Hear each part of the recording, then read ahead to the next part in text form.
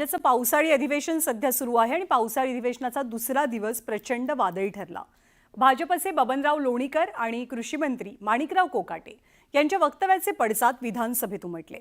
या मुद्द्यावरनं विरोधक आक्रमक झाले आणि विरोधकांमध्ये सगळ्यात आघाडीवरती होते ते नाना पटोले।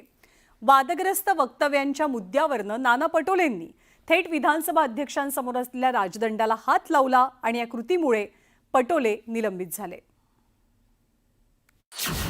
शेतकऱ्यांच्या प्रश्नावरनं विरोधक आक्रमक, विधानसभेत जोरदार गदारोळ, नाना पटोले एका दिवसासाठी निलंबित।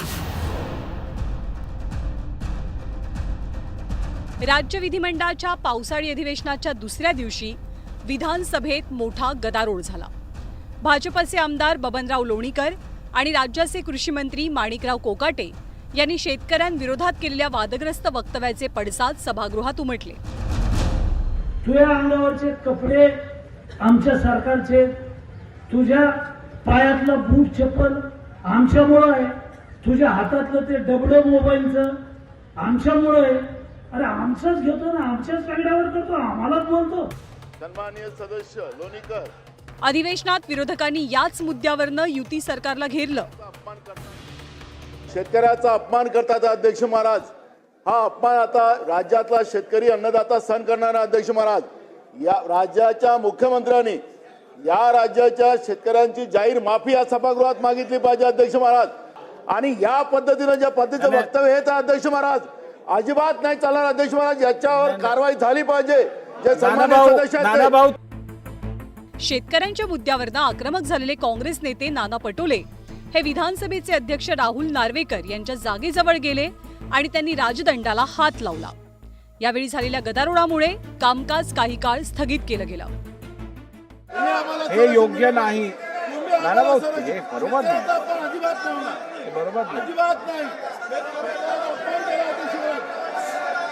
दिनांक 30 जून 2000 हे चुकीचं आहे, चुकीचं आहे। नाना भाऊंनी माफी मागितली पाहिजे। सभागृहाचं कामकाज पुन्हा सुरू झाल्यावर विरोधकांचा आक्रमक बाणा कायम होता। तर नाना पटोलेंनी अध्यक्षांचा अवमान केल्याचा आरोप करत पटोलेंनी माफी मागावी अशी मागणी सत्ताधाऱ्यांनी केली। अध्यक्षच दोषी आहेत अशा पद्धतीनं अध्यक्षांवर धावून जाणं हे या सभागृहात आम्ही पहिल्यांदा पाहतोय। लोक वर गेले नाही तसं नाहीये, पण ही पद्धत कुठली आहे की अध्यक्षांच्या अंगावर धावून जायचं? ही पद्धत योग्य नाही, अतिशय अयोग्य पद्धत आहे। अध्यक्ष महोदय, नाना भाऊ हे स्वतः अध्यक्ष राहिले आहेत। अध्यक्ष राहिलेल्या व्यक्तीने अशा प्रकारे अध्यक्षाच्या अंगावर धावून जाणं हे योग्य नाहीये। नाना भाऊंनी माफी मागितली पाहिजे असं माझं मत आहे। नाना भाऊंनी माफी मागितली पाहिजे, त्यांनी माफी मागितली पाहिजे अध्यक्ष महोदय। सभागृहात गदारोळ सुरू असतानाच विधानसभा अध्यक्षांनी नाना पटोलेंना एका दिवसासाठी निलंबित केलं। तुम्ही खाली बसा।